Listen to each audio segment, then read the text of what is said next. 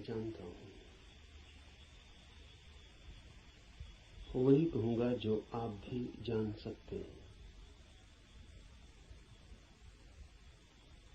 लेकिन जानने से मेरा अर्थ है जीना।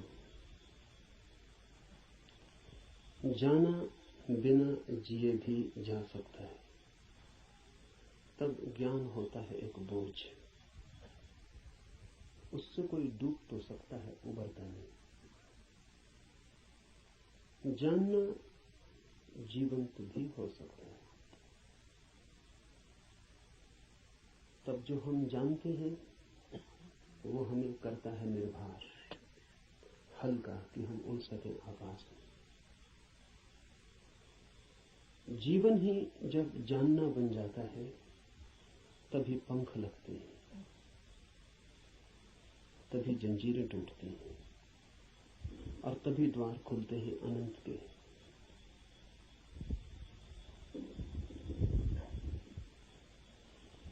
लेकिन जानना कठिन है।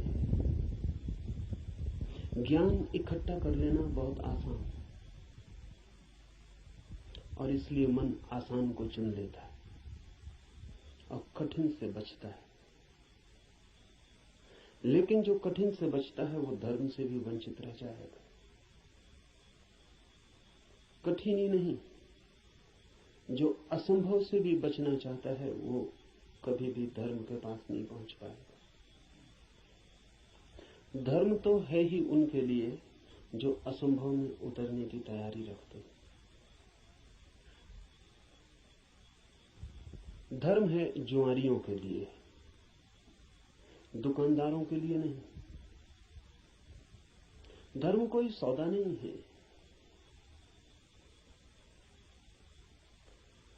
धर्म कोई समझौता भी नहीं है। धर्म तो है दांव। जुआरी लगाता है धन को दांव पर, धार्मिक लगा देता है स्वयं को। वही परम धन है। और जो अपने को ही दांव पर लगाने को तैयार नहीं, वो जीवन के गुह रहस्यों को कभी भी जान नहीं पाएगा। सस्ते नहीं मिलते हैं वे रहस्य। ज्ञान तो बहुत सस्ता मिल जाता है। ज्ञान तो मिल जाता है किताब में, शास्त्र में, शिक्षा में, शिक्षक के पास। ज्ञान तो मिल जाता है करीब करीब मुफ्त, कुछ चुकाना नहीं पड़ता है। धर्म में तो बहुत कुछ चुकाना पड़ता है। बहुत कुछ कहना ठीक नहीं, सभी कुछ दांव पर लगा दे कोई तो ही उस जीवन के द्वार खुलते हैं। इस जीवन को जो दांव पर लगा दे उसके लिए ही उस जीवन के द्वार खुलते हैं। इस जीवन को दांव पर लगा देना ही उस जीवन के द्वार की कुंजी है। लेकिन ज्ञान बहुत सस्ता है, इसलिए मन सस्ते रास्ते को चुन लेता है, सुगम को। सीख लेते हैं हम बातें, शब्द, सिद्धांत और सोचते हैं जान लिया। अज्ञान बेहतर है ऐसे ज्ञान से। अज्ञानी को कम से कम इतना तो पता है कि मुझे पता नहीं। इतना सत्य तो कम से कम उसके पास है। जिन्हें हम ज्ञानी कहते हैं उनसे ज्यादा असत्य आदमी खोजने मुश्किल। उन्हें यह भी पता नहीं है कि उन्हें पता नहीं। सुना हुआ, याद किया हुआ कंठस्थ हो गया, धोखा देता है। ऐसा लगता है मैंने भी जान लिया। मैं आपसे वही कहूंगा जो मैं जानता हूं, क्योंकि उसके कहने का ही कुछ मूल्य है। क्योंकि जिसे मैं जानता हूं, अगर आप तैयार हो तो उसकी जीवंत चोट आपके हृदय के तारों को भी हिला सकती। जिसे मैं ही नहीं जानता हूं, जो मेरे कंठ तक ही हो, वो आपके कानों से ज्यादा गहरा नहीं जा सकता। जो मेरे हृदय तक हो उसकी ही संभावना बनती है। अगर आप साथ दें तो वो आपके हृदय तक जा सकता है। आपके साथ की तो फिर भी जरूरत होगी, क्योंकि आपका हृदय अगर बंद ही हो तो जबरदस्ती उसमें सत्य डाल देने का कोई उपाय नहीं है, और अच्छा ही है कि उपाय नहीं है। क्योंकि सत्य भी अगर जबरदस्ती डाला जाए तो स्वतंत्रता नहीं बनेगा, परतंत्रता बन जाएगा। सभी जबरदस्तियां परतंत्रताएं बन जाती। इसलिए इस जगत में सभी चीजें जबरदस्ती आपको दी जा सकती हैं, सिर्फ सत्य नहीं दिया जा सकता, क्योंकि सत्य कभी भी परतंत्रता नहीं हो सकता। सत्य का स्वभाव स्वतंत्रता है। इसलिए एक चीज भर है इस जगत में जो आपको कोई जबरदस्ती नहीं दे सकता, जो आपके ऊपर थोपी नहीं जा सकती, जो आपको पहनाई नहीं जा सकती, उड़ाई नहीं जा सकती। आपका राजी होना अनिवार्य शर्त है, आपका खुला होना, आपका ग्राहक होना, आपका आमंत्रण, आपका अहोभाव से भरा हुआ हृदय। जैसे पृथ्वी वर्षा के पहले पानी के लिए प्यासी होती और दरारें पड़ जाती हैं, इस आशा में पृथ्वी जगह जगह अपने ओंठ खोल देती है कि वर्षा हो। ऐसा जब आपका हृदय होता है तो सत्य प्रवेश कर रहा है।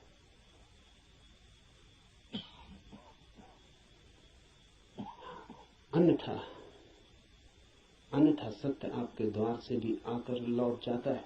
बहुत बार लौटा है, बहुत जन्मों जन्मों में। आप कुछ नए नहीं, इस पृथ्वी पर कुछ भी नया नहीं, सभी बहुत पुराने हैं। आप बुद्ध के चरणों में भी बैठ के सुने हैं, आपने कृष्ण को भी देखा है, आप जीसस के पास भी उठे बैठे हैं, लेकिन फिर भी वंचित रह गए, क्योंकि कभी भी आपका हृदय तैयार नहीं था।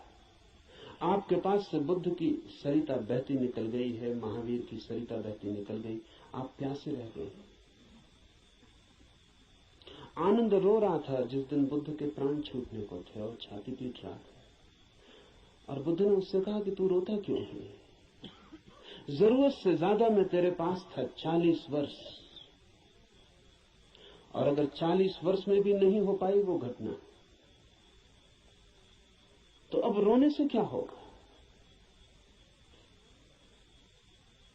मेरे मिटने से इतना परेशान क्यों हो रहा है? तो आनंद ने कहा है, इसलिए परेशान हो रहा हूं कि आप मौजूद थे और मैं न मिट पाया। अगर मैं मिट जाता तो आपको मेरे भीतर प्रवेश मिल जाता। 40 साल नदी मेरे पास बहती थी और मैं प्यासा रह गया, और अब मैं रोता हूं क्योंकि जरूरी नहीं है कि ये नदी कब किस जन्म में दोबारा मुझे मिलेगी।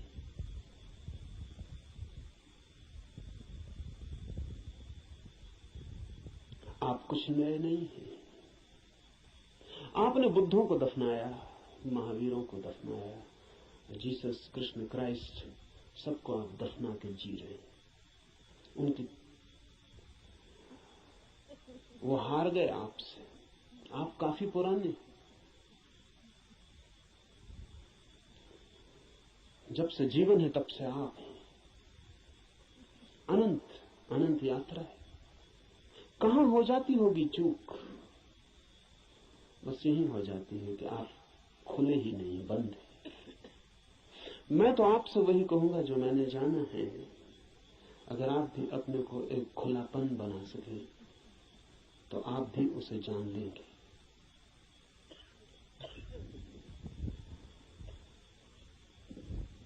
और ऐसा नहीं है कि कोई कठिनाई है बहुत, एक ही कठिनाई है और वो आप हैं। कुछ लोग कुतूहल से चलते हैं, जैसे राह चलते बच्चे पूछ लेते हैं इस वृक्ष का नाम क्या है, और अगर आप उत्तर न दें तो तत्क्षण भूल जाते हैं कि उन्होंने पूछा भी था। वो दूसरी बात पूछने लगते हैं कि ये पत्थर यहां क्यों पड़ा है।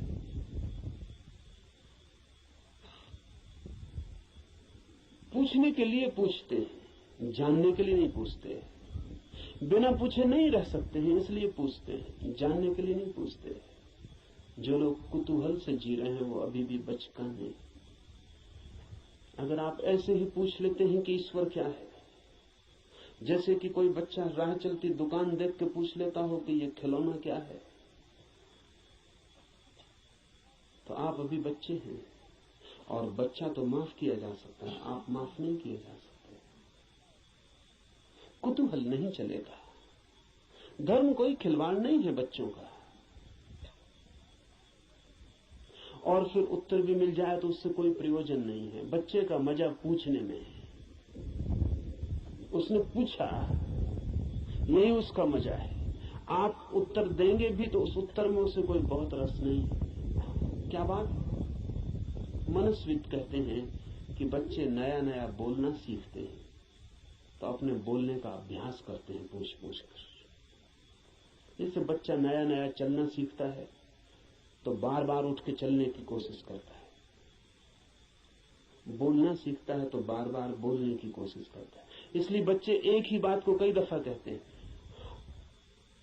इसलिए कई दफा कहते हैं क्योंकि उन्हें बोलने का एक नया अनुभव, एक नया आयाम मिला है। उस नए आयाम में वे तैर के अभ्यास कर रहे हैं, इसलिए कुछ भी पूछते हैं, कुछ भी बोलते हैं। अगर आप भी धर्म की दुनिया में कुछ भी पूछ रहे हैं, कुछ भी बोल रहे हैं, कुछ भी सोच रहे हैं, और कोई गहरी जिज्ञासा नहीं है, बस कुतूहल है, तो अभी आप और कुछ बुद्धों को दफनाएंगे। अभी और न मालूम कितने बुद्धों को आपके साथ मेहनत करनी पड़ेगी।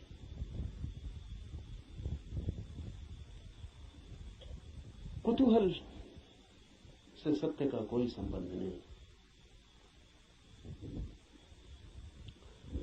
कुछ लोग कुतूहल से थोड़ा आगे बढ़ते हैं और जिज्ञासा करते हैं। जिज्ञासा में थोड़ी ज्यादा गहराई है, लेकिन बस थोड़ी ज्यादा। जिज्ञासा भी बहुत गहरी नहीं, वो भी उथली है, क्योंकि जिज्ञासा है केवल बौद्धिक, और बुद्धि भी ऐसी है जैसी खाज होती है, खुजलाएं तो थोड़ा रस आता है, ऐसा बुद्धि को भी खाज होती रहती। ईश्वर है, आत्मा है, मोक्ष है, ध्यान क्या है, करने के लिए नहीं। ईश्वर क्या है, जानने के लिए नहीं, चर्चा के लिए, बातचीत के लिए।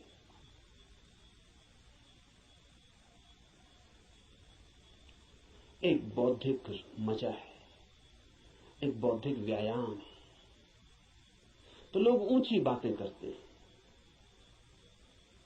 लेकिन उन बातों पर कभी भी कोई दांव नहीं लगाते। ईश्वर है या नहीं, इससे कोई प्रयोजन नहीं है, और ईश्वर हो तो, ईश्वर न हो तो वे जैसे हैं वैसे ही बने रहते हैं। ये बड़े मजे की बात है। एक आदमी मानता है कि ईश्वर है और एक आदमी मानता है कि ईश्वर नहीं, और दोनों की जिंदगी बराबर एक सी।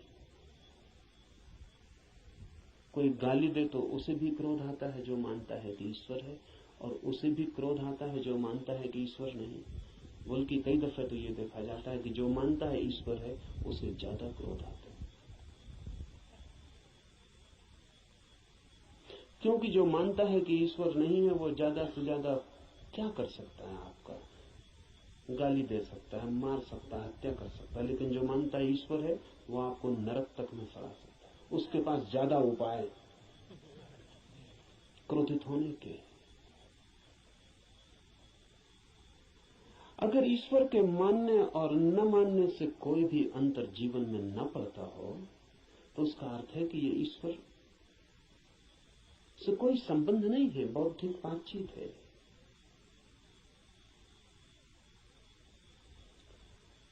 ऐसी जिज्ञासा हो तो आदमी दार्शनिक हो जाता है, चिंतन मनन करने लगता है, शास्त्र अध्ययन करने लगता है, बहुत सिद्धांत इकट्ठे कर लेता है, पक्ष में विपक्ष में सोच लेता है, वाद विवाद करता है, शास्त्रार्थ करता है, लेकिन जीता कभी नहीं।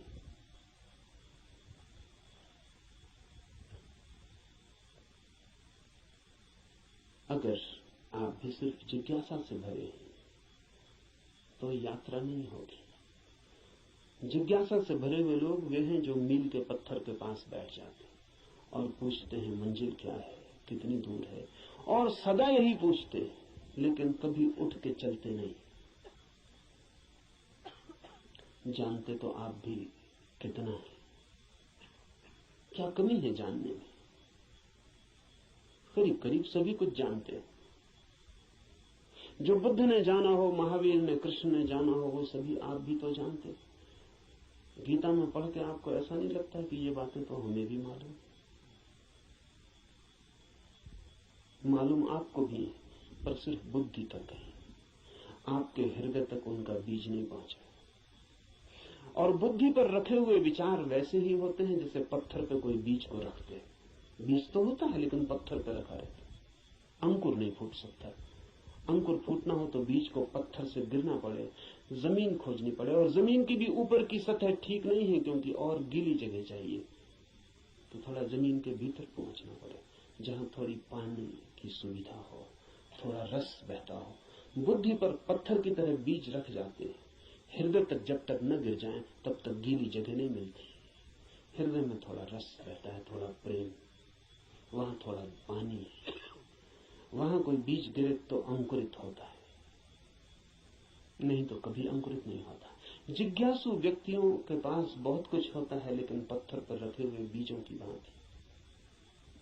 जमीन भी ज्यादा दूर नहीं होती, लेकिन थोड़ी यात्रा भी मुश्किल है, चलना बिल्कुल नहीं है, तो पत्थर पर ही बीज रखा रह जाता है। इतनी यात्रा तो करनी ही पड़ेगी कि बीज पत्थर से नीचे गिरे, जमीन पर आए, जमीन में जगह खोजे, थोड़ी गीली भूमि को पाए, थोड़ा छिप जाए अंधेरे में। ध्यान रहे, जगत में जो भी जन्म पाता है वो गहन, मौन, एकांत, अंधेरे को चाहता है। बुद्धि में तो जितनी चीजें रखी हैं वो सब खुले प्रकाश में रखी हैं, वहां अंकुर नहीं होते। हृदय है, आपके भीतर गीली जमीन है छिपी हुई, वहां कुछ पैदा होता है। इसलिए जो सिर्फ जिज्ञासा से जीते हैं वे विद्वान बन जाते हैं, पंडित बन जाते हैं, ज्ञानी बन जाते हैं, लेकिन कुछ अंकुरित नहीं होता उनके भीतर। कोई नया जन्म, कोई नया जीवन, कोई नए फूल, कुछ भी नहीं। एक और जिससे संबंध है हमारा, एक और भी दिशा है खोज की, उसे हम कहते हैं मुमुक्षा। जानने की फिक्र नहीं है, जीने की फिक्र है। जानने की फिक्र नहीं है, होने की फिक्र है। ये सवाल नहीं है कि ईश्वर है, सवाल यह है कि क्या मैं ईश्वर हो सकता हूं। अगर ईश्वर हो भी और मैं ईश्वर न हो सकूं तो कोई सार नहीं है। सवाल ये नहीं है कि मोक्ष है, सवाल ये है कि क्या मैं भी मुक्त हो सकता हूं। अगर मैं मुक्त हो ही ना सकूं और मोक्ष हो भी कहीं तो क्या अर्थ है। ये बात नहीं है कि आत्मा है भीतर या नहीं, हो या ना हो। सवाल असली ये है कि क्या मैं आत्मा हो सकता हूं। मुमुक्षा है होने की खोज, और जब कोई होना चाहता है तब दांव पर लगना पड़ता है। इसलिए कहता हूं धर्म है जुआरियों का काम। वही कहूंगा जो मैं जानता हूं, जो जिया है। अगर आप तैयार हुए दांव पर लगाने को, तो जो मेरा अनुभव है वो आपका अनुभव भी बन सकता है। अनुभव किसी के नहीं होते, जो भी लेने को तैयार हो उसी के हो जाते हैं। सत्य पर किसी का कोई अधिकार नहीं, जो भी मिटने को राजी है वही उसका मालिक हो जाता है। सत्य तो उसका है जो भी उसे मांगने की तैयारी दिखलाता है, जो भी अपने हृदय के द्वार खोलता है और उसे पुकारता है।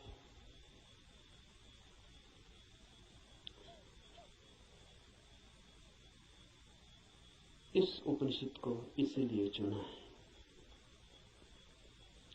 ये उपनिषद अध्यात्म का सीधा साक्षात्कार है। सिद्धांत इसमें नहीं है, इसमें सिद्धों का अनुभव है। इसमें उस सब की कोई बातचीत नहीं है जो कुतूहल से पैदा होती है, जिज्ञासा से पैदा होती है। नहीं, इसमें तो उनकी तरफ इशारे हैं जो मुमुक्षा से भरे हैं, और उनके इशारे हैं जिन्होंने पा लिया है। कुछ ऐसे लोग भी हैं कि जिन्होंने नहीं पाया, लेकिन फिर भी मार्गदर्शन देने का मजा नहीं छोड़ पाते। मार्गदर्शन में बड़ा मजा है। सारी दुनिया में अगर सबसे ज्यादा कोई चीज दी जाती है तो वो मार्गदर्शन है, और सबसे कम अगर कोई चीज ली जाती है तो वो भी मार्गदर्शन है। सभी देते हैं, लेता कोई भी नहीं। जब भी आपको मौका मिल जाए किसी को सलाह देने का, तो आप चूकते नहीं। जरूरी नहीं है कि आप सलाह देने योग्य हो, जरूरी नहीं कि आपको कुछ भी पता हो जो आप कह रहे हैं,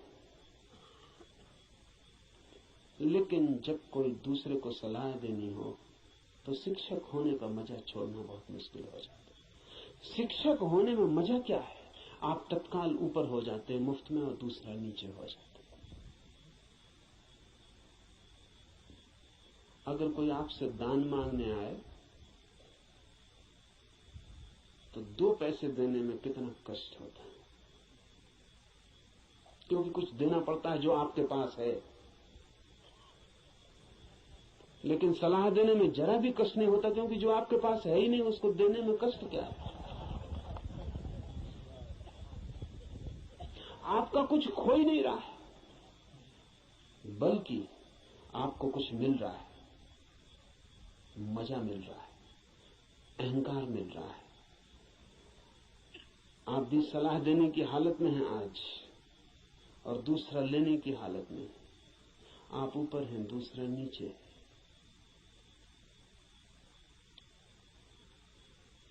इसलिए कहता हूं कि इस उपनिषद में कोई सलाह, कोई मार्गदर्शन देने का मजा नहीं है, बड़ी पीड़ा है। क्योंकि उपनिषद का ऋषि जो दे रहा है वो जान के दे रहा है, वो बांट रहा है कुछ बहुत हार्दिक, बहुत आंतरिक।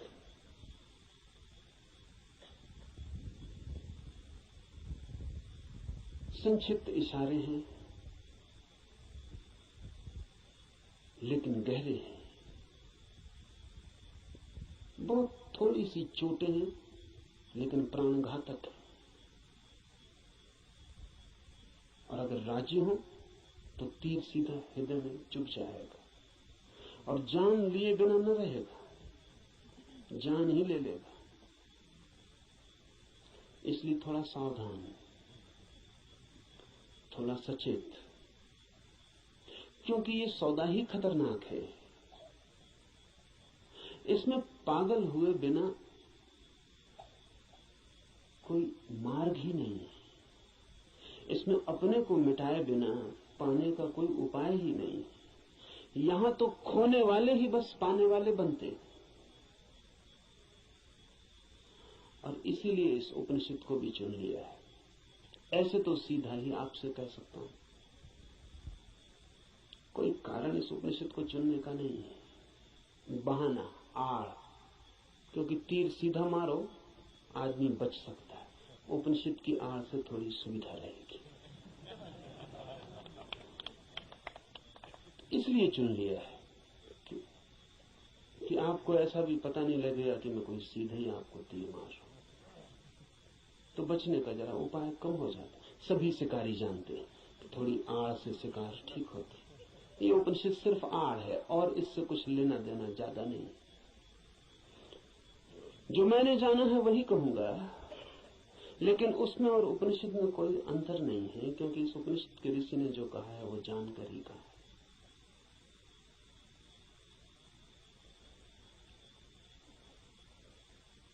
यह उपनिषद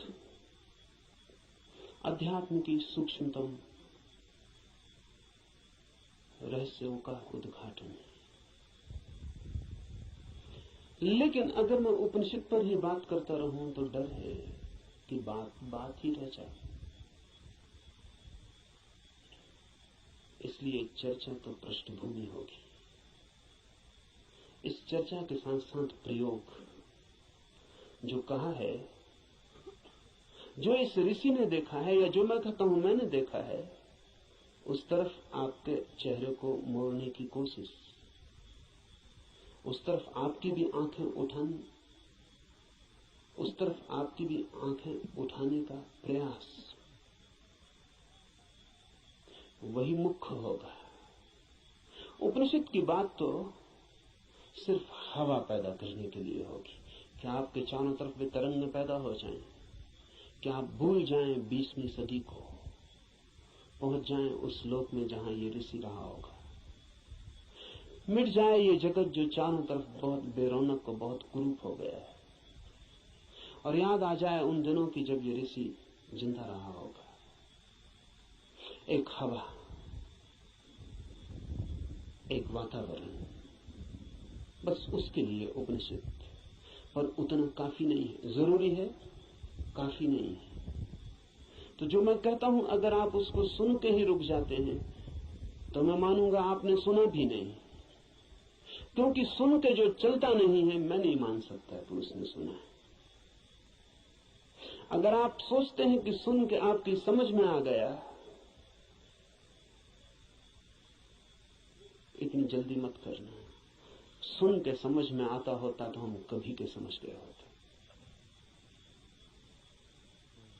सुन के ही समझ में आता होता तो इस दुनिया में समझदारों की कमी ना होती, ना समझ खोजना मुश्किल हो जाता।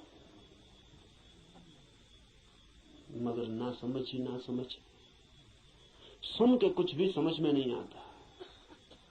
सुन के सिर्फ शब्दों पे मुट्ठियां बन जाती। सुन के नहीं, करके ही समझ में आता है। इसलिए सुनना करने के लिए, समझने के लिए नहीं। सुनना करने के लिए, करना समझने के लिए। सुनते ही सीधा मत सोच लेना कि समझ गए। वो बीच की कड़ी के बिना कोई भी उपाय नहीं है, कोई भी रास्ता नहीं। लेकिन मन कहता है कि समझ गए, अब करने की क्या जरूरत है। मंजिलें चल के पहुंची जाती हैं।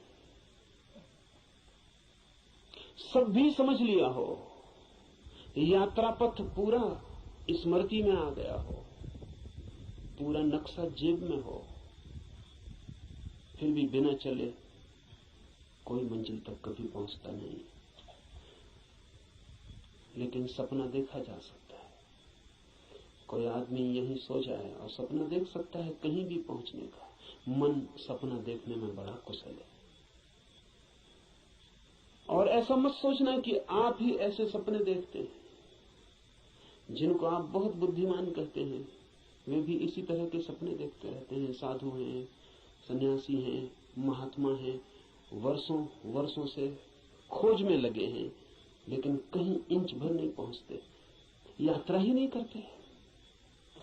वो जो वर्षों से खोज में लगे हैं वो सारी की सारी खोज वर्तुलाकार है। बुद्धि में ही वर्तुल बन जाता है, भंवर बन जाता है, उसी भंवर में घूमते रहते हैं।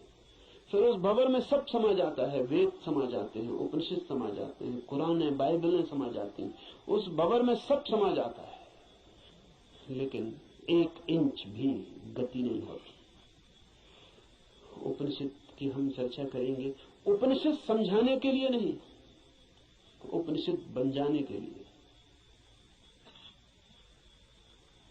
यहां सुन के कुछ कंठस्थ हो जाए और आप भी बोलने लगे तो मैंने आपका नुकसान किया, मैं फिर आपका मित्र साबित न हुआ।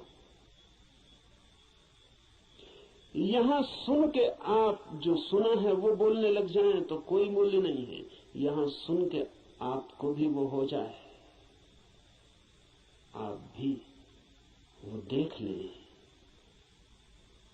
वो आंख आपकी भी खुल जाए तो ही। ऐसा समझें, एक कवि गीत गाता है किसी फूल के संबंध में। गीत में बड़ा माधुर्य हो सकता है, छंद हो सकता है, लय हो सकती, संगीत हो सकता है। गीत की अपनी खूबी है, लेकिन गीत कितना ही गाए उस फूल को और कितना ही गुनगुनाए, तो भी गीत गीत है, फूल नहीं। और लाख हो गति और लाख हो छंद, तो भी गीत गीत है, फूल की सुगंध नहीं। और आप उसी गीत से तृप्त हो जाए तो आप भटक गए। उपनिषद गीत है किसी फूल का जिसे आपने देखा नहीं अभी। गीत गजब का है, गाने वाले ने देखा है, पर गीत से तृप्त मत हो जाना। गीत फूल नहीं है। ऐसा भी हो जाता है कि कभी कभी आप फूल के पास भी पहुंच जाते हैं। कभी कभी फूल की एक झलक भी मिल जाती है, अचानक, आकस्मिक। क्योंकि फूल कोई विजाती ही नहीं है, आपका स्वभाव है, आपके बिल्कुल निकट है, किनारे किनारे है। कभी कभी छू जाता है बिना आपके, बावजूद आपके। कभी कभी फूल एक झलक दे जाता है, कोई बिजली कौन जाती, किसी क्षण में आकस्मिक अनुभव में आ जाता है। कुछ और भी है इस जगत में, यही जगत सब कुछ नहीं है। इस पथरीले जगत के बीच कुछ और भी है जो पत्थर नहीं, फूल है, जीवंत खिला हुआ, जैसे किसी स्वप्न में देखा हो या अंधेरी रात में चमकी हो बिजली और कुछ दिखा हो और फिर खो गया हो। ऐसा कभी कभी आपके जीवन में भी हो जाता है, कवियों के जीवन में अक्सर हो जाता है, चित्रकारों के जीवन में अक्सर हो जाता है। फूल की झलक बिल्कुल पास आ जाती है, फिर भी फूल कितने ही पास हो और कितनी ही झलक मिल गई हो, पास होना भी दूर होना ही है। और कितने ही पास आ जाए फूल तो भी फासला तो बना ही रहता है। और मैं बिल्कुल हाथ से भी छू लूं फूल को तो भी पक्का नहीं है कि जो अनुभव मुझे होता है वो फूल का है, क्योंकि हाथ खबर लाने वाला है। और हाथ अगर बीच में गलत खबर दे दे तो कुछ भरोसा नहीं। और हाथ सही ही खबर देगा, इसको मानने का कोई कारण नहीं। फिर हाथ जो खबर देगा वो फूल के संबंध में कम और हाथ के संबंध में ज्यादा होगी।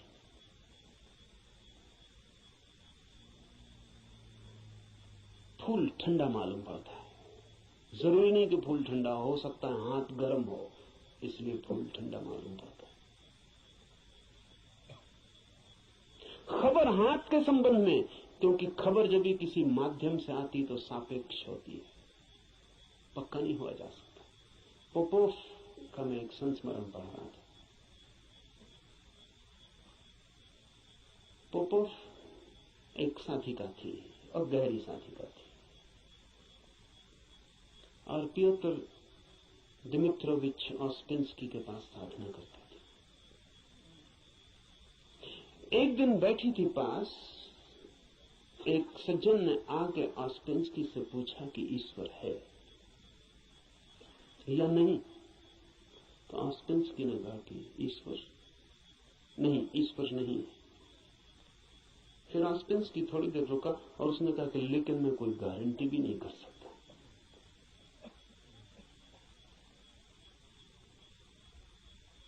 क्योंकि जो भी मैं जानता हूं वो सब माध्यम से जाना गया। कभी आंख से देखा है लेकिन आंख का भरोसा क्या, कभी कान से सुना है लेकिन कान गलत सुन सकते, कभी हाथ से छुआ है लेकिन हाथ का क्या कहना। अभी तक सीधा नहीं देखा है, अभी तक आमने सामने नहीं हुआ हूं, इसलिए कोई गारंटी भी नहीं। अभी तक जो भी जाना है उसमें मुझे ईश्वर का कोई अनुभव नहीं हुआ, लेकिन जरूरी नहीं कि ईश्वर ना हो। इससे सिर्फ मेरी खबर मिलती है कि मेरे अनुभव क्या है, इसलिए मैं कोई गारंटी नहीं कर सकता कि नहीं ही है। इसलिए मुझ पर भरोसा करके मत रुक जाना, खोजना। जब भी माध्यम से कुछ घटता है तो भरोसे का नहीं। अगर फूल के बिल्कुल पास भी पहुंच जाएं तो भी आंख देखती है, हाथ छूते हैं, सुगंध नाक में आती है, ये भी दूरी का अनुभव है। तो कभी कभी कोई कवि उस परम फूल के इतने पास पहुंच जाता है कि उसके गीत में उतर आती है गूंज उसकी, लेकिन फिर भी बुद्ध नहीं है वो, महावीर नहीं है वो। महावीर कौन है, बुद्ध कौन है? बुद्ध है वो चैतन्य जो फूल ही हो गया। इतनी भी दूरी न रही कि फूल को देखा हो, फूल ही हो गया। फूल होकर ही पूरी तरह जाना जा सकता है क्या है। उपनिषद के ऋषि की बात है, गीत है किसी फूल के संबंध में, उसे गुनगुनाना, मिठास है बड़ी उसमें, स्वाद है उसमें बहुत, लेकिन वो फूल नहीं है, गीत ही है। अगर प्रयास करेंगे तो कभी कभी झलक भी मिलेगी। मेरे पास लोग आते हैं, वो कहते हैं ध्यान में बड़ी झलक मिली, लेकिन फिर खो गई। अनंत प्रकाश हो गया था, फिर खो गया। आनंद ही आनंद हो गया था, लेकिन अब कहां है? अब खोजते हैं और नहीं मिलता। झलक का मतलब है पास पहुंच गए थे, झलक तो खो ही जाएगी। इसलिए ध्यान ज्यादा से ज्यादा झलक ही दे सकता है। उस पर भी मत रुक जाना कि उसी झलक को पकड़ के बार बार खोजते रहना है। ध्यान का तो मूल्य ही इतना है कि झलक मिल जाए, फिर आगे जाना है समाधि में, ताकि आप फूल ही हो जाएं।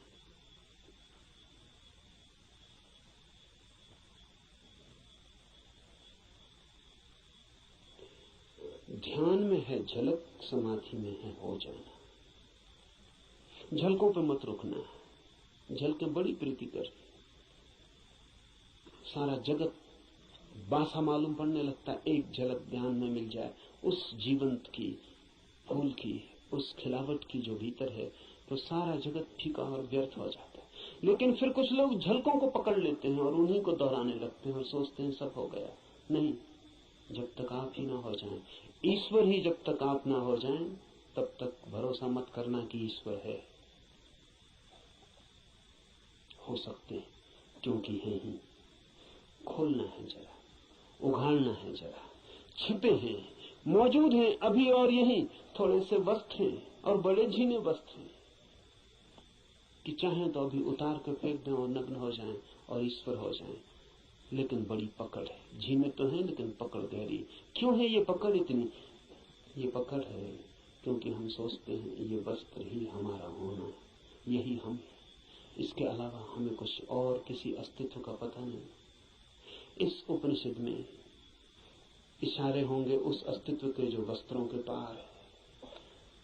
और इस उपनिषद के साथ साथ हम करेंगे ध्यान ताकि मिले झलक, और आशा बांधेंगे समाधि की ताकि हम भी हो जाएं वही जिसे हुए बिना न कोई संतोष है, न कोई शांति है, न कोई सत्य है।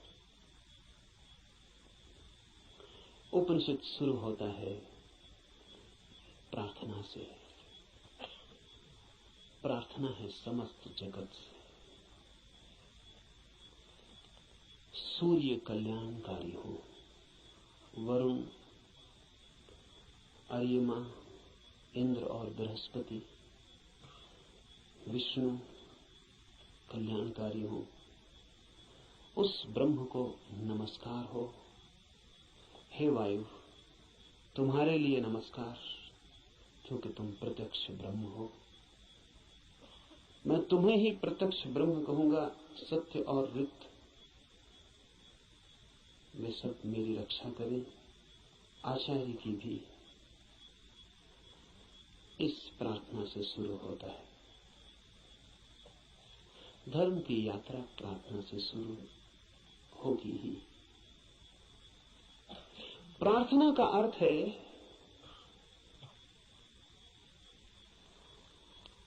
आस्था, आशा। प्रार्थना का अर्थ है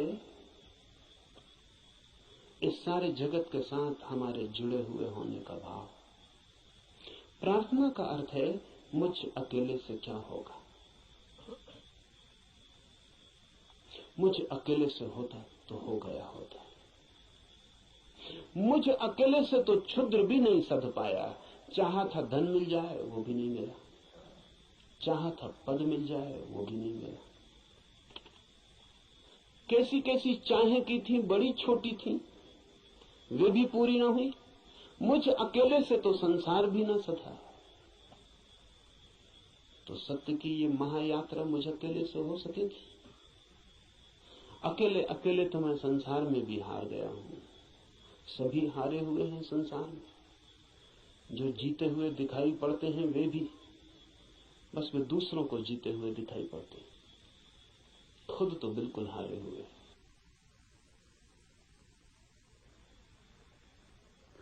आप भी अपने को हारे हुए दिखाई पड़ते होंगे, औरों को तो आप भी जीते हुए दिखाई पड़ते हैं। आपसे भी पीछे लोग हैं जो आपको समझते हैं पा लिया आपने, जीत गए संसार में,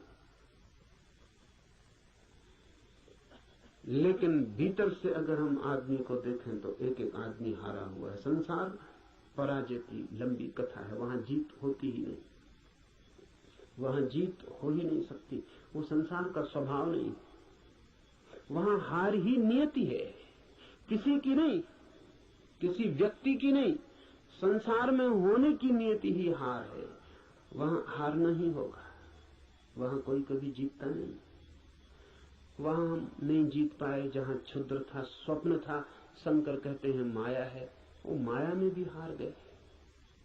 सपना था, भ्रम था, वहां भी तो जीत ना पाए। जब भ्रम में भी हार गए, सपने में भी न जीते, तो यथार्थ में, सत्य में अकेले से क्या होगा? प्रार्थना का अर्थ है संसार में पराजित हुए व्यक्ति का यह अनुभव कि जन्मों जन्मों तक चेष्टा करके मैं हार गया, क्षुद्र में तो विराट में मेरी सामर्थ्य। इसलिए प्रार्थना, इसलिए सारे जगत को पुकारा है ऋषि ने कि मुझे साथ देना। सूर्य को पुकारा है, वरुण को पुकारा, ये सब नाम है, प्रतीक है जीवन की समस्त शक्तियों की। सूर्य को पहले पुकारा है क्योंकि सूर्य हमारा जीवन है, उसके बिना हम नहीं होंगे। हमारे भीतर सूर्य ही जीता है, जलता है। उधर सूर्य बुझ जाए, यहां हम बुझ जाए। सूर्य ही हमारा प्राण है, इसलिए पुकारा।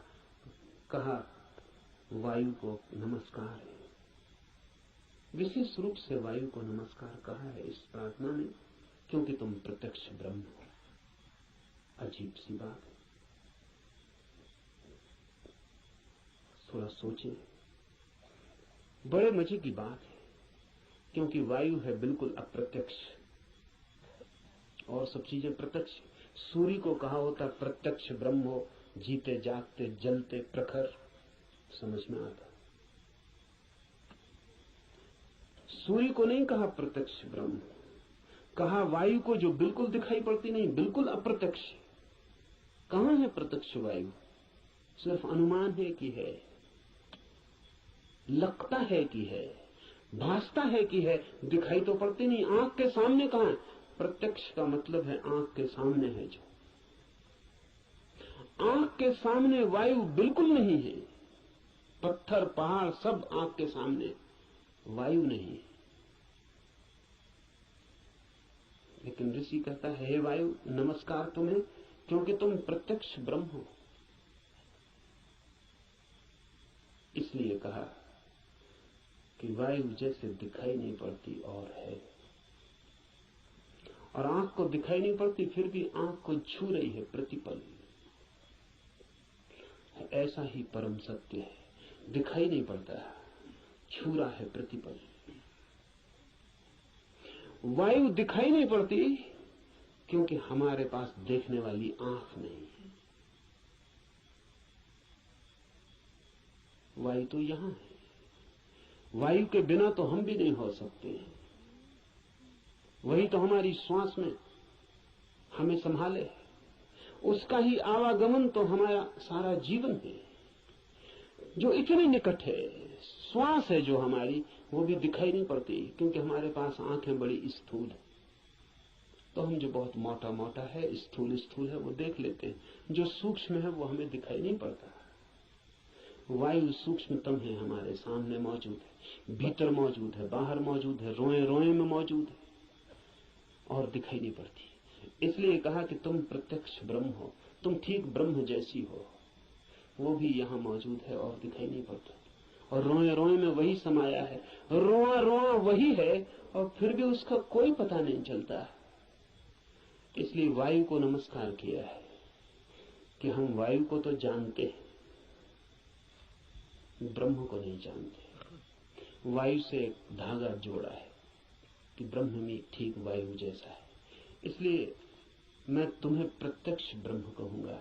ऋषि कहता है वायु को सत्य और ऋत के नाम से भी कहूंगा, क्योंकि तुम ठीक उस जैसी हो जो है और जिसका हमें पता नहीं, जो हम स्वयं हैं और जिसका हमें पता नहीं, जो अभी और यहां सदा से मौजूद है और हमें उसका पता नहीं। लेकिन ये खोज पूरी हो सके अगर सब देवता रक्षा करें। देवता से अर्थ है सदा से जीवन की अनंत अनंत शक्तियां, और जीवन है एक विराट जाल अनंत शक्तियों का। आपका होना भी एक विराट जाल है अनंत शक्तियों का। मिलता है आप में सूर्य, मिलता है वरुण, मिलता है इंद्र, मिलती है वायु, मिलती है अग्नि, मिलती है पृथ्वी, सब कुछ मिलता है आकाश, सब आप में मिलते हैं। अगर एक व्यक्ति को हम पूरा का पूरा जान ले तो हमने बीज रूप में समस्त अस्तित्व को जान लिया। सब कुछ उसमें है, सबका दान उसमें है, सब मिलकर ही उसका अस्तित्व है। इन सबकी सहायता की प्रार्थना है, लेकिन क्या सूर्य सहायता करेगा?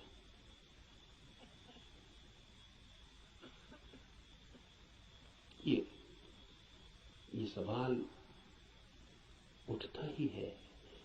प्रार्थना भी की तो क्या सूर्य सहायता करेगा? प्रार्थना भी की तो क्या वायु सहायक हो जाएगी? प्रार्थना भी की तो पृथ्वी क्या सहायता करेगी? पृथ्वी की सहायता और सूर्य की सहायता का सवाल नहीं है। आपने प्रार्थना की, यही बड़ी सहायता है। इसे थोड़ा ठीक से समझ लें। कोई सूर्य आके आपको सहायता नहीं करेगा, लेकिन आपने प्रार्थना की, इसका जो परिणाम है वो सूर्य पर नहीं होगा, आप पर होगा। क्योंकि प्रार्थना करने वाला चित्त हो जाता है विनम्र, प्रार्थना करने वाला चित्त हो जाता है असहाय, प्रार्थना करने वाला चित्त स्वीकार कर लेता है इस बात को कि मुझ अकेले से नहीं होगा। प्रार्थना करने वाला चित्त मिटने को तैयार हो जाता है। प्रार्थना करने वाला चित्त अपने अहंकार को, इस भाव को कि मैं कर सकता हूं, छोड़ देता है। इसके परिणाम होते हैं। प्रार्थना का सारा परिणाम आप पर होता है। प्रार्थना से सूर्य नहीं बदलता, आप बदलते हैं। प्रार्थना से जगत नहीं बदलता, आप बदलते हैं। लेकिन आपके बदलते ही दूसरे जगत में आपका प्रवेश हो जाता है। प्रार्थना आमतौर से जब आप करते हैं तो यही सोचते हैं कि कोई कुछ करेगा, इसलिए प्रार्थना कर। न, प्रार्थना है एक उपाय, एक डिवाइस। हाथ तो आप जोड़ते हैं किसी और के सामने, लेकिन जो परिणाम होता है वो होता है भीतर, जिसने हाथ जोड़े हैं उस पर। इसलिए बड़ी कठिनाई होती है अगर आप वैज्ञानिक के सामने कहें कि हे सूर्य सहायता कर, तो कहेगा मूढ़ता की बात है। क्या सूर्य तुम्हारी सहायता करेगा? कब किसकी सहायता की? कि हे इंद्र वर्षा कर, पागल हो गए हो? प्रार्थनाओं से कहीं वर्षाएं हो गई? वैज्ञानिक ठीक कहता है, न तो सूर्य आपकी सुनेगा, न बादल आपकी सुनेगी, न हवा आपकी सुनेगी, कोई आपकी नहीं सुनेगा। लेकिन आपने पुकारा, ये आपको बदल जाएगा। आपने कितने जोर से पुकारा, उतनी गहरी हुक आपके भीतर प्रवेश हो जाएगी। अगर आपके पूरे प्राण पुकार उठे तो आप दूसरे ही आदमी हो जाएंगे। इसलिए है प्रार्थना।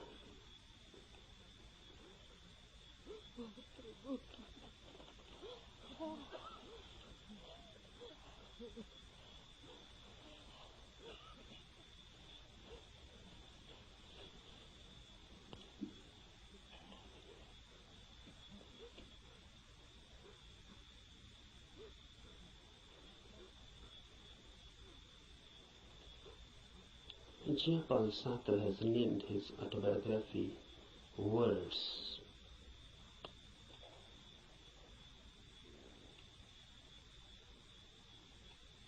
This christening of his autobiography as Words is significant, deeply significant. Really, everybody's biography is just words and nothing else.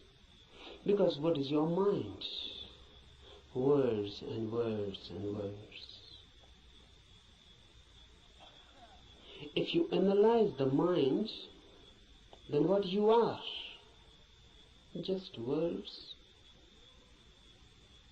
A long sequence, a long procession of words.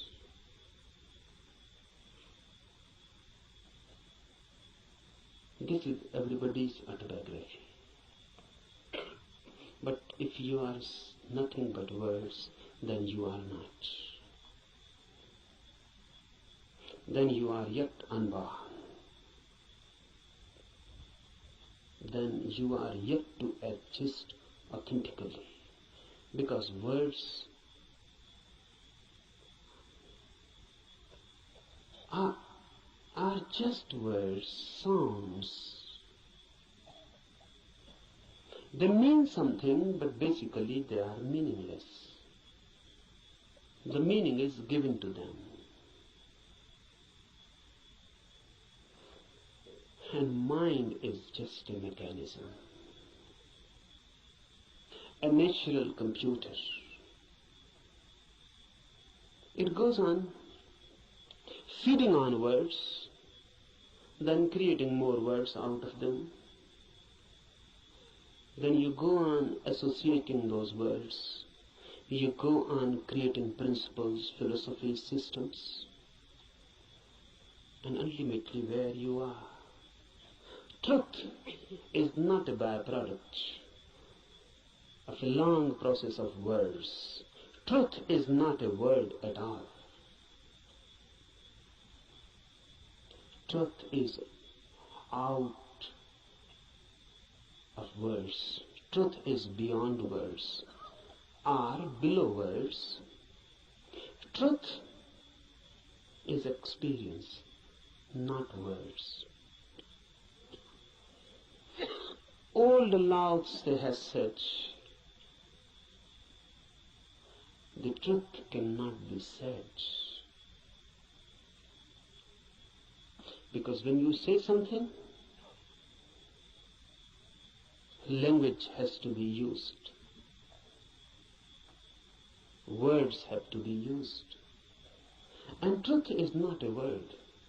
So when you say it, you miss it. The moment you say it, you have missed it. It cannot be said. It can only be experienced.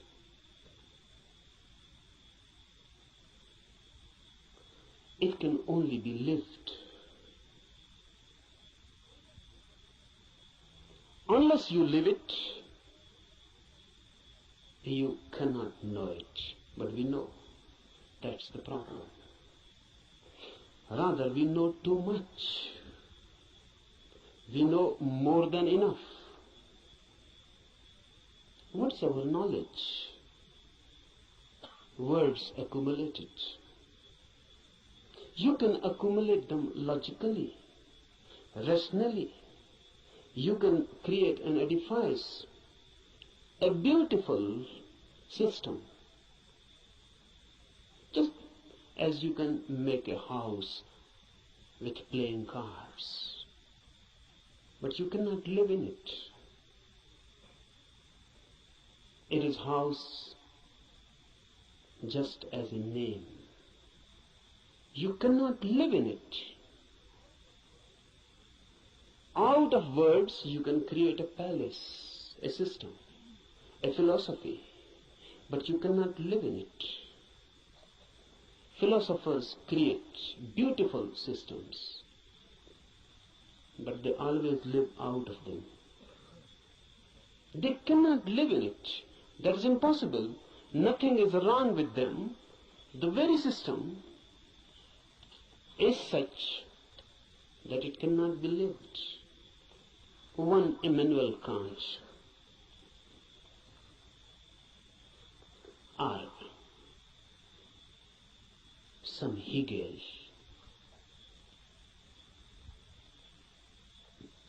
they create out of words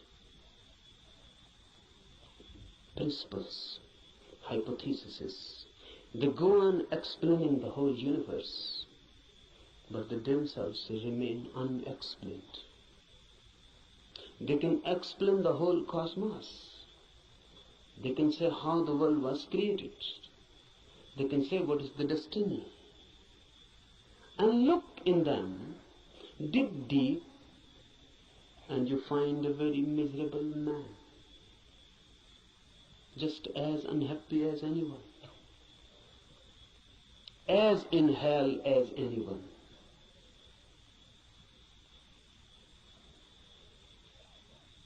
Don't believe in words. They are the greatest deception created by humanity. And word has become our world.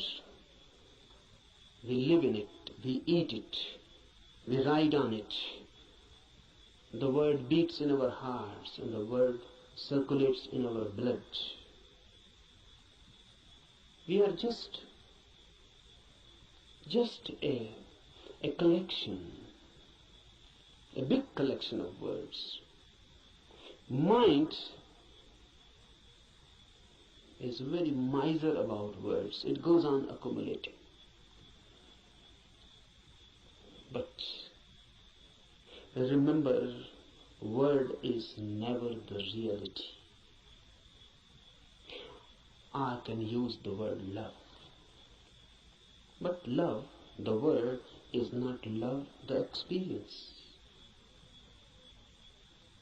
I can go on repeating love, love, love, and I can create a sort of auto-hypnosis,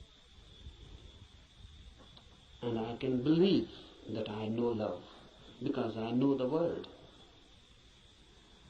To know the word is easy. To know love is difficult. Not only difficult, but impossible. Impossible not because the experience is impossible. Impossible because you are incurable. Because love can come only to you when you are not. And that is the path of everything that is great, deep. Love, truth, God. They come only when you are not. Your non-being becomes the passage. Someone was asking Mozart. Mozart was one of the greatest musicians of the world. Rare, unique. Someone asked him, which music you like most? And Mozart is reported to have replied, no music, sir. No music I like most.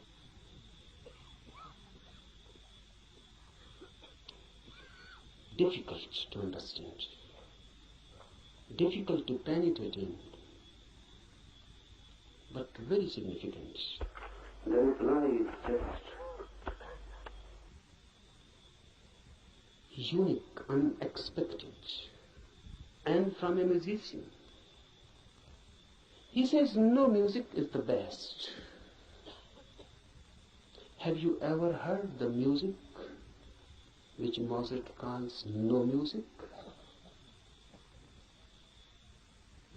You have heard sounds, and if sounds can be put in a system, in a rhythm, it becomes music. Music means rhythmic sounds, but sounds. If they are unrhythmic, it becomes noise. If they are rhythmic, it becomes music.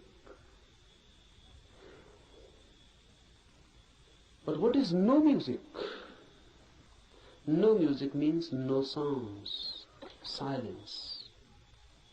Silence has a music of its own, but you cannot hear it as you are. You are filled with words, so you can understand sounds. You are filled with noise, that's why music has so much appeal. You are so much filled with noise, crowdy noise, mad noise, that when someone creates music outside, you forget your noise inside. You are magnetized by the music outside. You forget yourself. You become concentrated in the music outside. That's why music is loved so much. Music is a hypnosis created by sounds, rhythms, technique. Unless your inner noise ceases, unless your inner constant talk, chattering ceases, you cannot hear no music. This Upanishad is concerned with no music. No music means meditation. The state of mind when there is no noise within, then suddenly you become aware of a silence without. When you are silent, the whole universe becomes suddenly silent.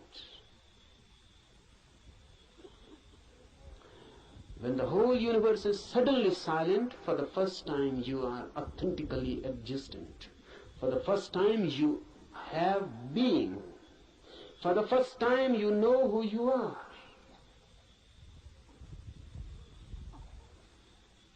No music is meditation. No noise inside creates the possibility, the situation in which you can hear the soundless silence which is everywhere, just here and now. It is there, but you are chattering inside. You cannot hear it. You are too much engaged, too much occupied. It cannot penetrate you. Become silent, and silence begins to penetrate you. And when your silence and the silence of the universe meet,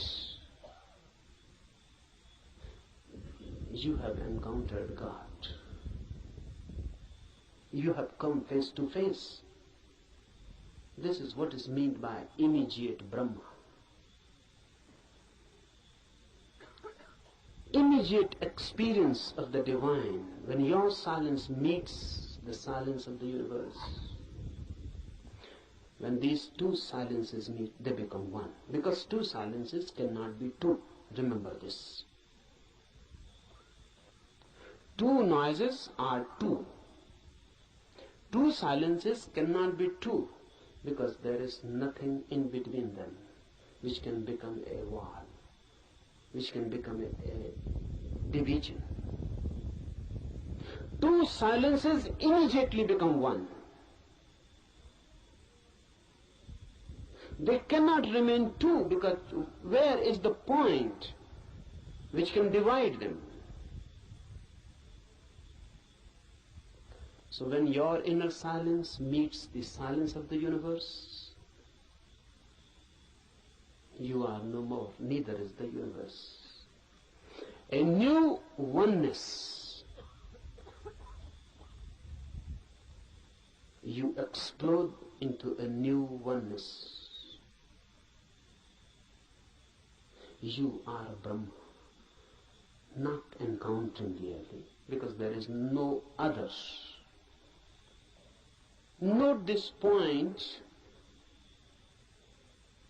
because Upanishads are the first teachings in the world which say you cannot see God.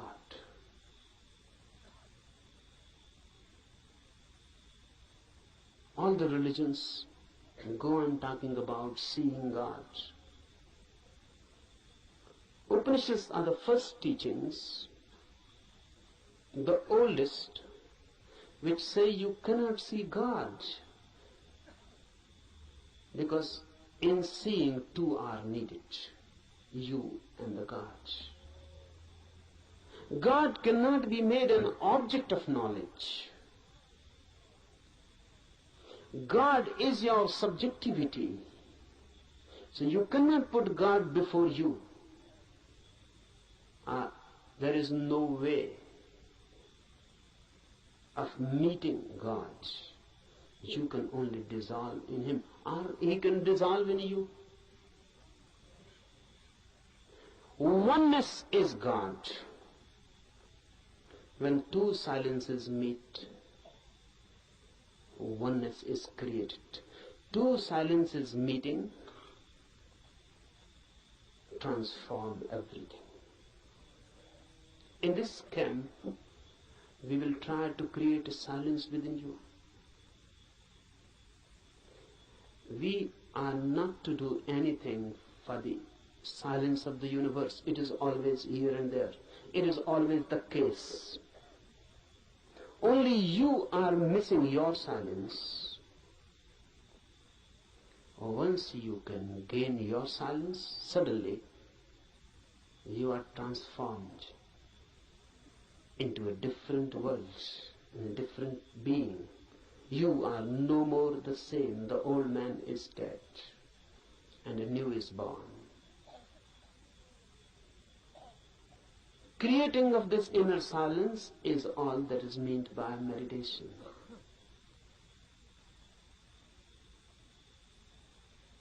Remember this. We are not interested in teachings.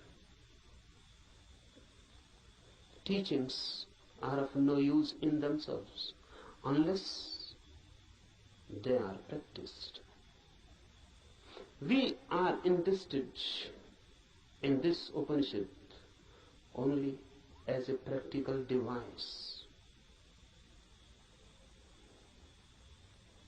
The Upanishad is not for me some doctrine to be believed, or some system to be believed, or some philosophy to be believed. Upanishads are practical guides. They believe not in changing your mind, but in changing you. They are not concerned with any change of your ideology. They are concerned with you directly, with your being.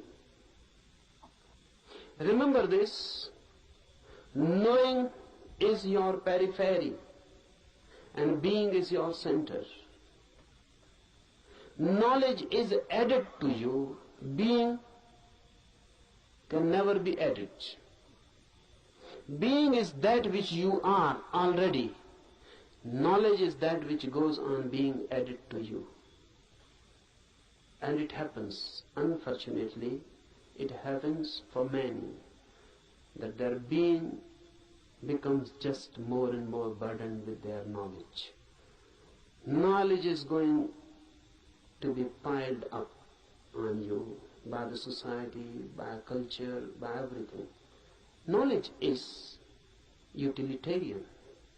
It is needed. So everyone goes on accumulating knowledge. Knowledge is power. It gives you energy, particularly to move in the world, to act in the world. It helps. It is instrumental. But if you become too much identified with this knowledge, you forget that you are more than what you know.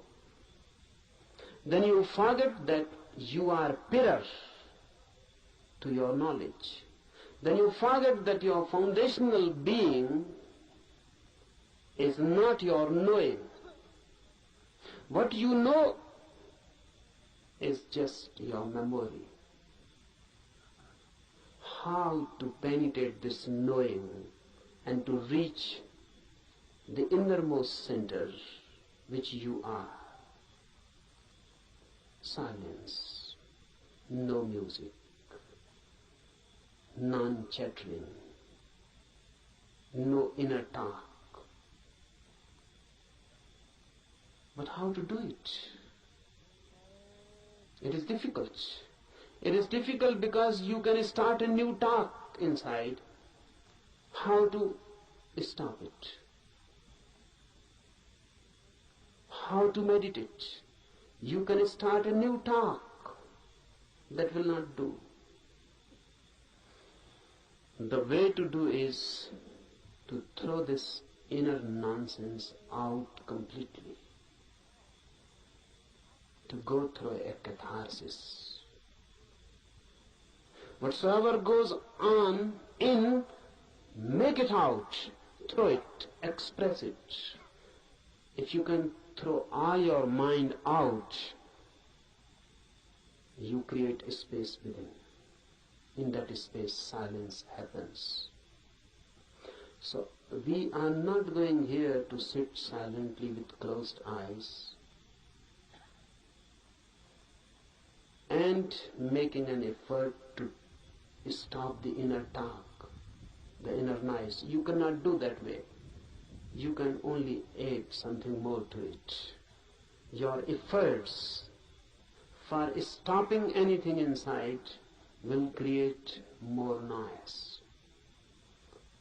So here we will be concerned with the technique of expression, not suppression. We will be throwing the mind out. Throw it out completely. Throw it out so much that inside no mind happens. Even for a single moment you can find inside there is no mind, no talk, no words. You have tasted something of the beyond. Immediately, you are in tune with the infinite. This we are going to do. This is not a camp for teaching anything.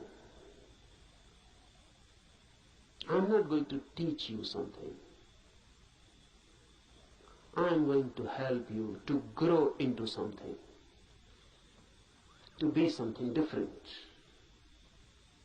Cooperate with me, because unless you cooperate, nothing can be done. This cooperation is not only needed from you, you must ask, you must request, you must invite and pray, so that all the forces of the world, all the forces of the universe cooperate with you. That's why this Upanishad, Adhyatma Upanishad, starts with a prayer. This prayer is beautiful. Om, let the sun be beneficent for us, and Varun, and Aryama, and Indra, Brihaspati and all be beneficent for us. Let Vishnu be beneficent for us. Salutations to that Supreme, O air, salutations unto you, for you are immediate Brahma, the Absolute, the Supreme. I shall call thee alone the immediate Brahma. I shall also call thee Ritha and Satya, the law and the reality. Let them protect me. Let them protect the Acharya, the teacher. Om Shanti, Shanti, Shanti. With prayer we start. Why? Because man alone is helpless. Man alone cannot do anything. Because man alone is nothing. Man is just a meeting point of million and million forces. In you, every universal force is crossing. You are just a crossroad. The sun, the air, the earth, the fire, the ether, everything is passing through you. You are just a crossroad. Remember this, because then you become part of this cosmos.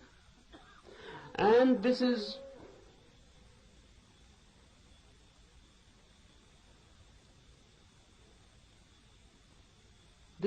very significant to remember, because the modern mind thinks itself to be isolated, not in tune with the universe, but in conflict, in a struggle. The Western attitude has always been of a struggle, conflict. And now the Western mind has become the universal mind. No, there exists no such thing as Eastern mind. This Upanishad belongs to the Eastern mind. It existed once. It is totally different. Western attitude is of fighting with the universe, of conquering. How to conquer nature? How to conquer natural forces? This makes man alienated. Man becomes a stranger in this universe. A conqueror is bound to be violent. A conqueror is bound to be in conflict. And ultimately a conqueror is bound to find himself isolated, alone. Eastern mind is totally different. The very approach is not a fight, but of deep resonance. Universe and I are not two. I am part of it, just a wave in the great ocean. I belong to it, and it belongs to me. There is a belonging. I am not a stranger in this world.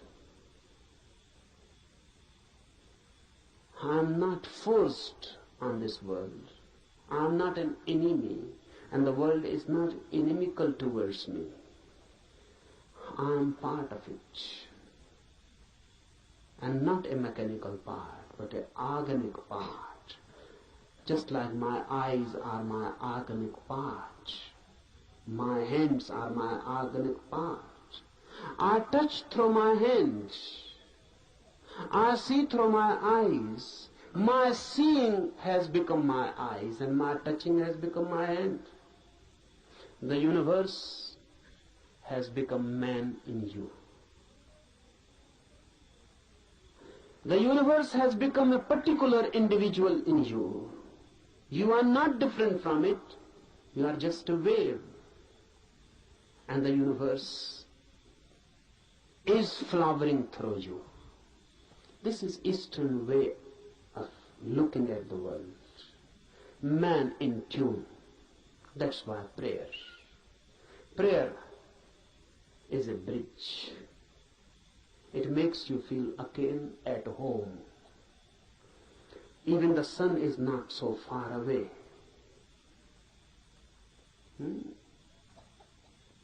The Upanishad says, let sun be beneficent to us. Let everything be beneficent to us. Let everything be a blessing to us and a help. Why? Because truth is not yours or mine. Truth means the center of this universe. And if you are in conflict with the universal forces, you can never reach it. Only in a deep friendship, deep intimacy, the universe opens its doors for you. So prayer is just creating a forgotten intimacy. Look at it in this way. A child is born. The moment a child is born, he is separated from his mother. Before birth, in the womb, he was one. With the mother, one. There was no separation.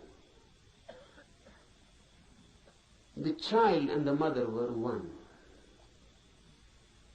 The child existed within the mother as part, organic part, because even the child was not breathing. The mother was breathing and the child was alive through mother's breath. The child's heart was not beating.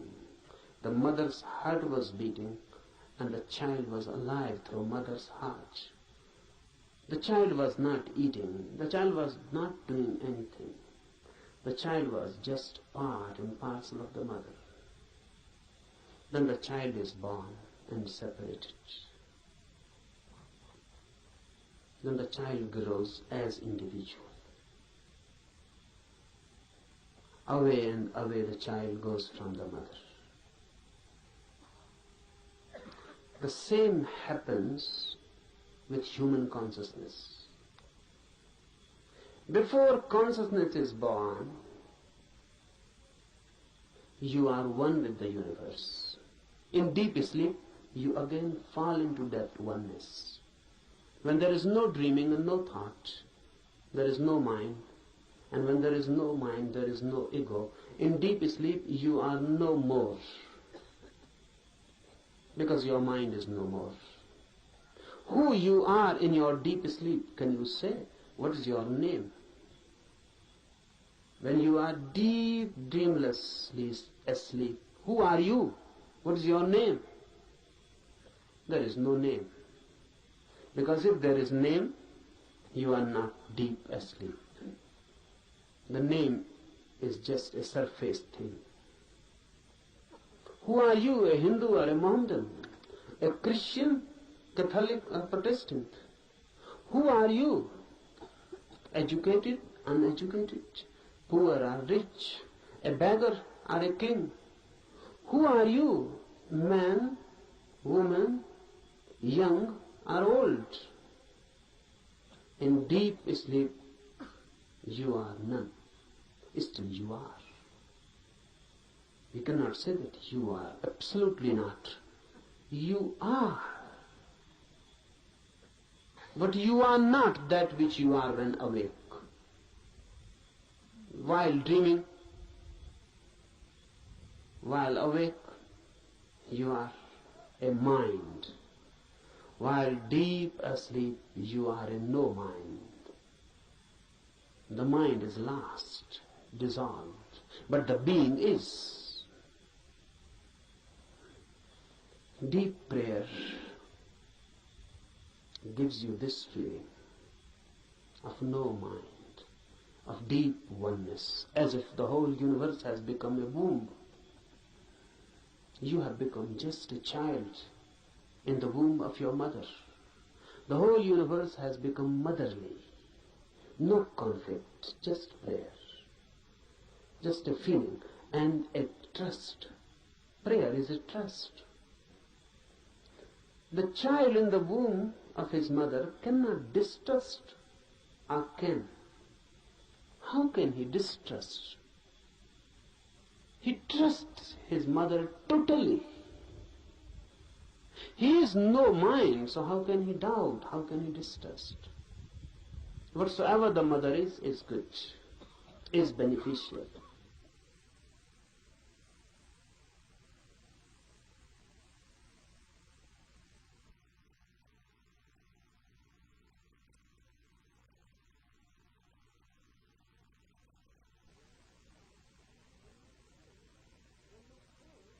When you pray, you are throwing yourself back into a motherly universe. You are back into the womb of the world, of existence itself.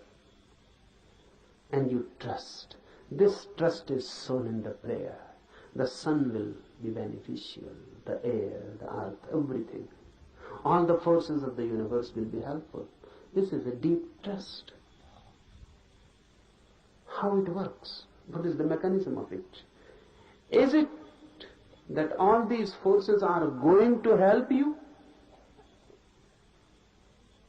No. No one is going to help you. But the moment you create this trusting, this prayer attitude, this prayerful attitude, once you create this bridge, all the barriers are withdrawn. Those barriers were created by you, now they are withdrawn. You are not in fight. You are ready to surrender. You are not going to conquer. You are ready to surrender. You are ready to withdraw your ego. They are not going to help you positively, but now negatively. All the problems, all the barriers, all the hindrances that were bound to be created by your ego will not be created anymore. Now you will not be your enemy. Understand this deeply. These forces, once taken as deeply related with you, intimate, friendly, homely, and the whole universe taken as a home, a motherly womb, then your fighting attitude dissolves. Then your conflicting mind dissolves. Then your violence, then your ego, the effort to be constantly this or that, the very beginning dissolves. And if you have no ego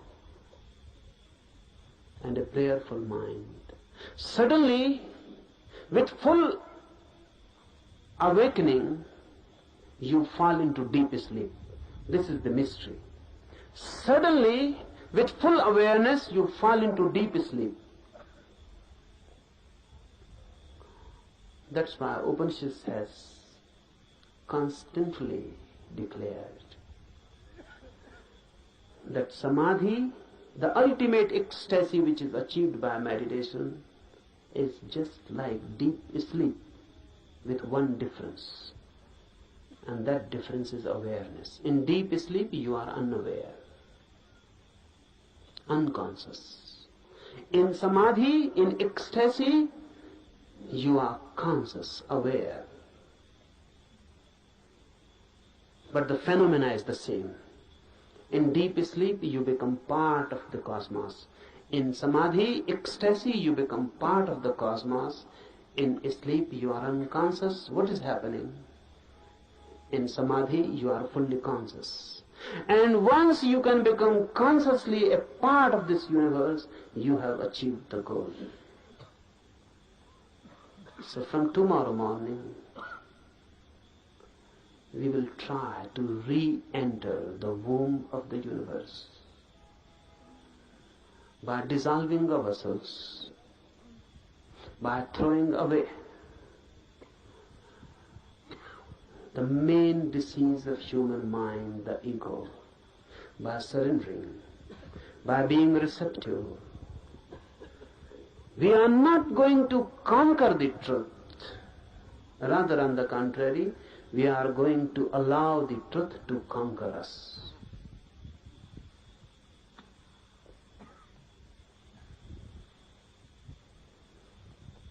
Now, some instructions for the morning meditation.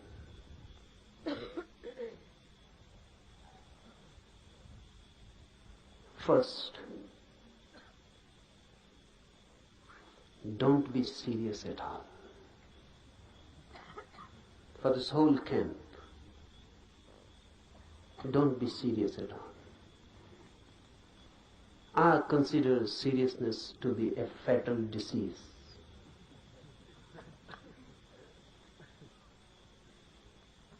So please don't try to be long faces. Why I particularly say this? Because religious people are usually trying to be that. Don't be serious. Be more and more laughing, enjoying like small children. Because before the divine force, we are small children. So don't be serious. You cannot approach that divine force with a serious, sad face. That's a barrier. Laugh and dance and enjoy like small children, and you can enter the temple very easily. The doors are always open for the children.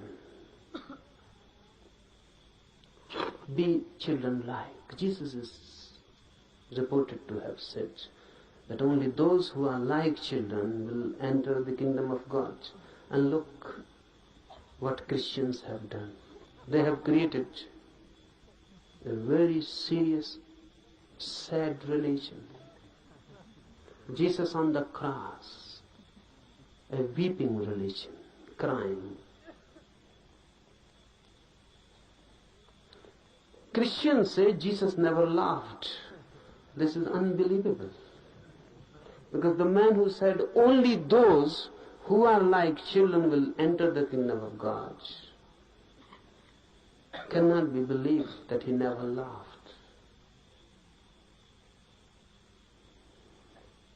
The quite vice versa can be believed, that he continuously laughed, never stopped laughing, even in his sleep. But this cannot be believed, that he never laughed. Be like children, forget your ages, your experience, your knowledge, throw them all, wholesale. Don't try by and by. Throw them, because unnecessary time is wasted. Just throw them, forget them. You may be someone, everyone is someone. If not in other's eyes, in his eyes, everyone is someone. You must be someone. Here be nobody. Forget. Leave outside the campus ground your identities.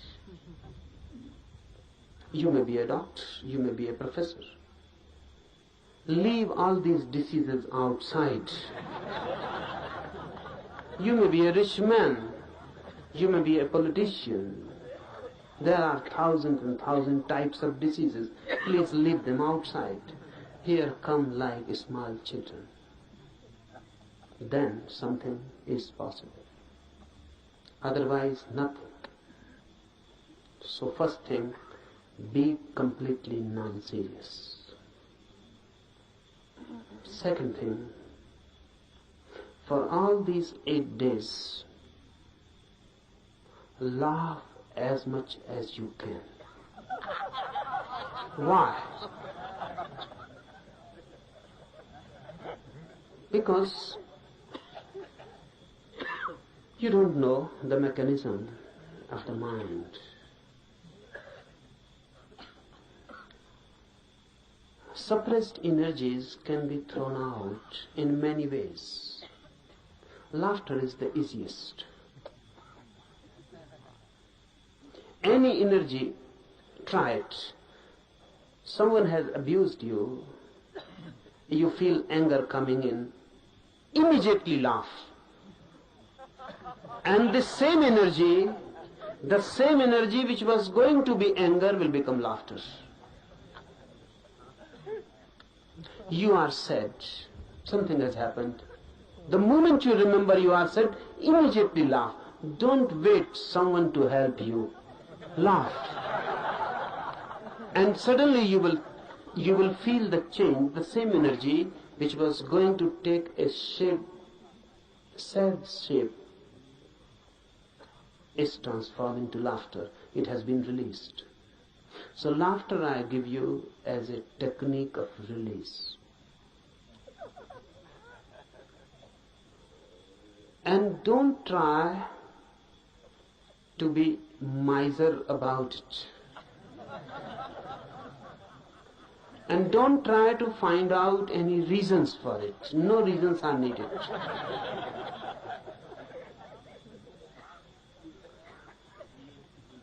Take it as a help for meditation.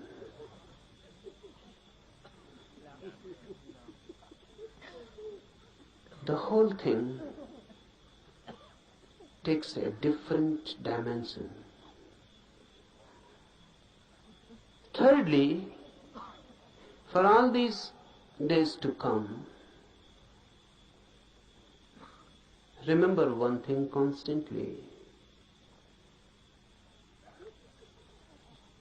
that you are to create a situation in you in which the divine can be invited. So don't do anything. Don't behave in such a way that the situation is disturbed. What do I mean? Be more graceful. Be more loving. Be more compassionate. So that you can create a situation in which the divine can become a guest, be a host. Just think of it. The divine coming to you as a guest. What you will do? How you will behave? How you will clean your house? How you will celebrate?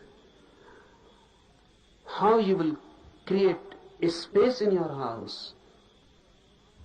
Constantly for all these 8 days, remember this, that you are going to be a host to the divine.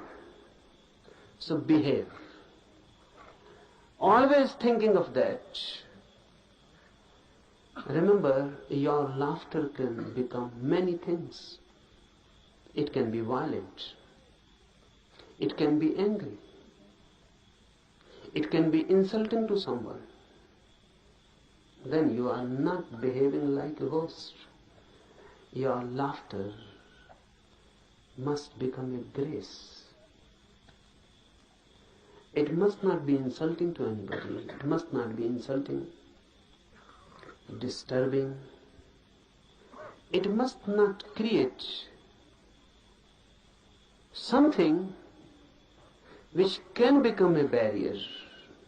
So do whatsoever you like, but constantly remember that in these 8 days, any moment the divine can enter in you.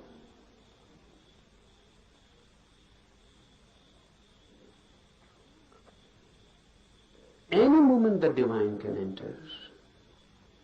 So remember that you are ready to receive.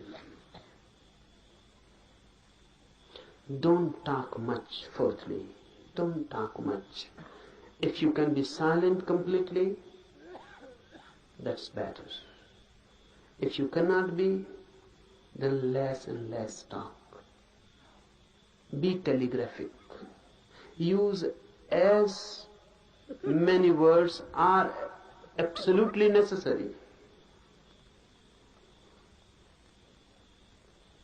That will conserve energy.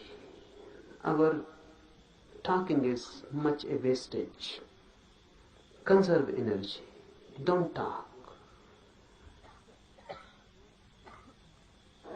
Don't read. In the morning we will be doing meditation, in the afternoon, in the night. The remaining time, be more and more silent, happy, blissful. Sit somewhere, don't waste time in talking, and just wait. Remember this word, wait. Everyone knows the meaning, but no one knows the experience. Sometimes when you really wait, you are waiting for your beloved or your lover to come. You are a different man. A different quality enters in you. You are waiting for your beloved. Someone passes by the door, you just become eyes. The whole energy is transformed into eyes. Someone knocks on the door, you become attentive. The beloved may have come. Even the rustling of the leaves outside, dry leaves falling on the ground, and you feel the beloved has come. You are constantly alert. Alert, but not tense. Alert, but waiting.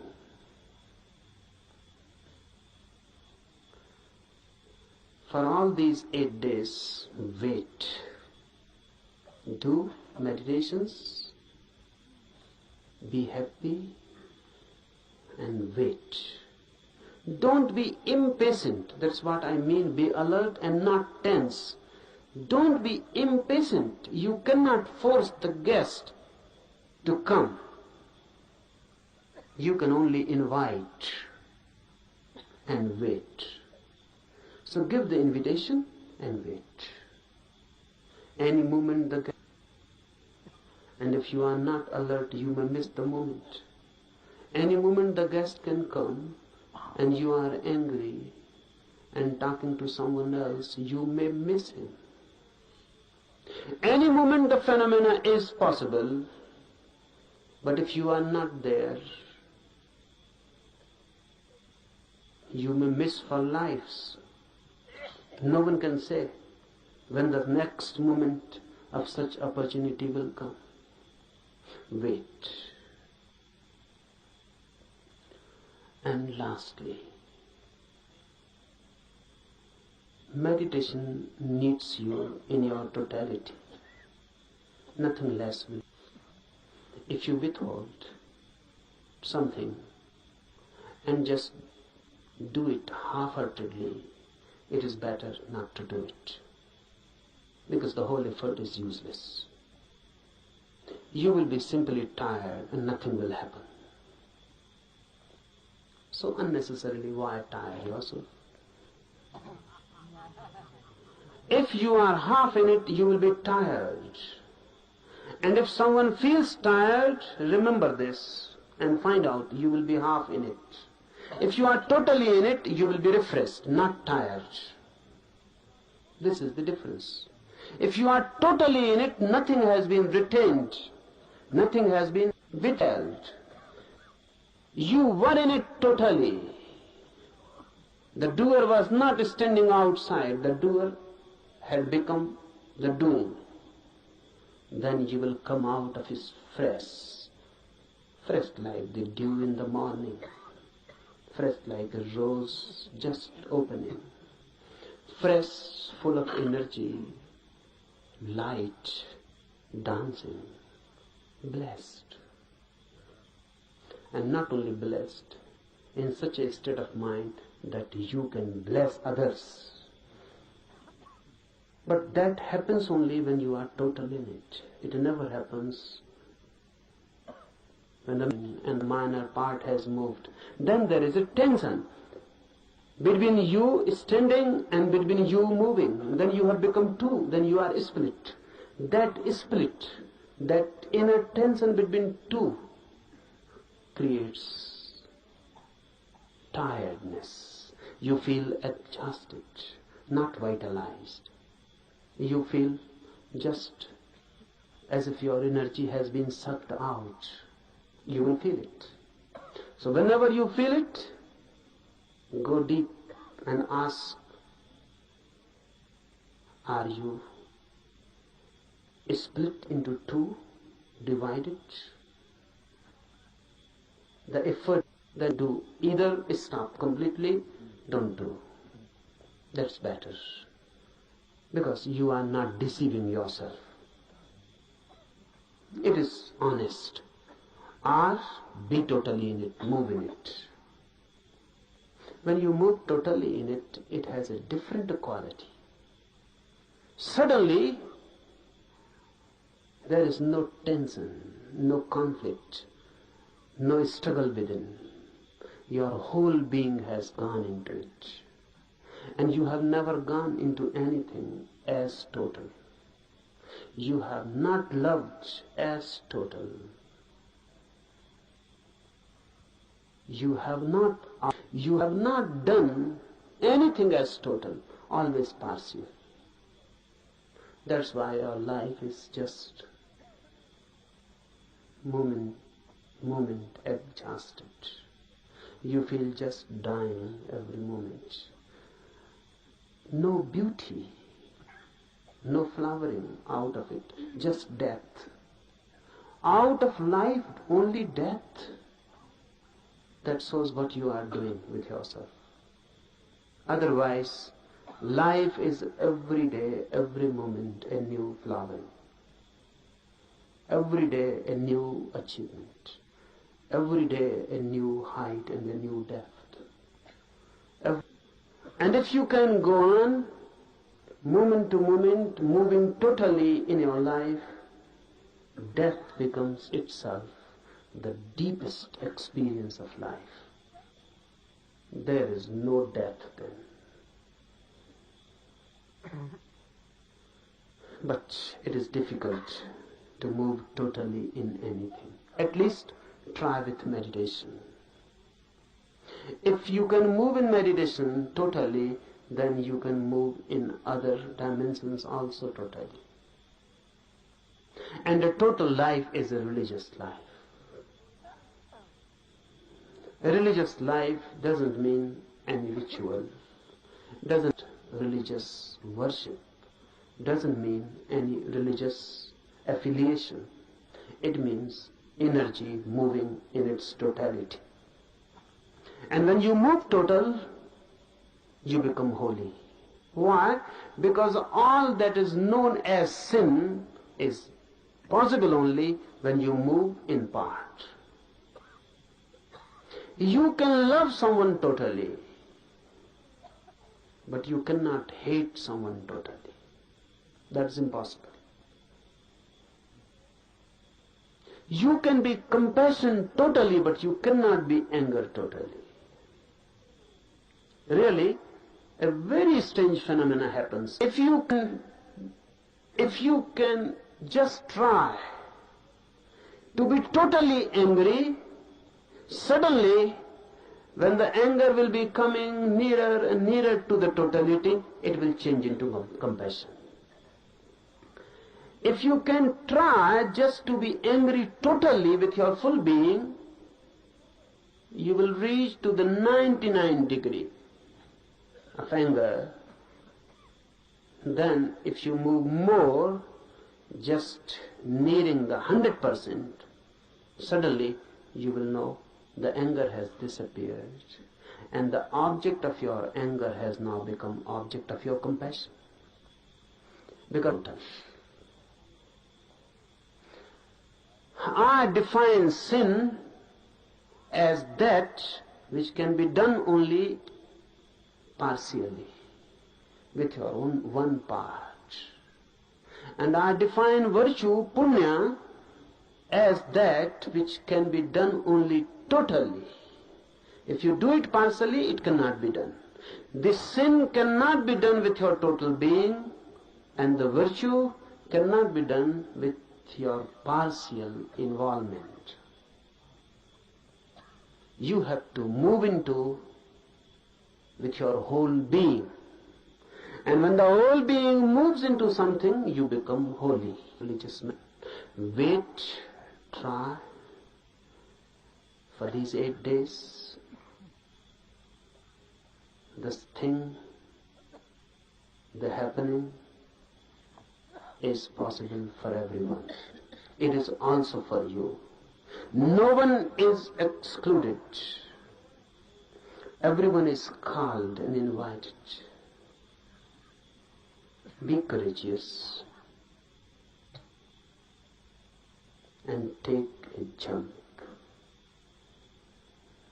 We start with a prayer. We start with a surrender. All the universal forces, let them be beneficent to us. Let their blessings be with us. आज के लिए इतना, enough for today.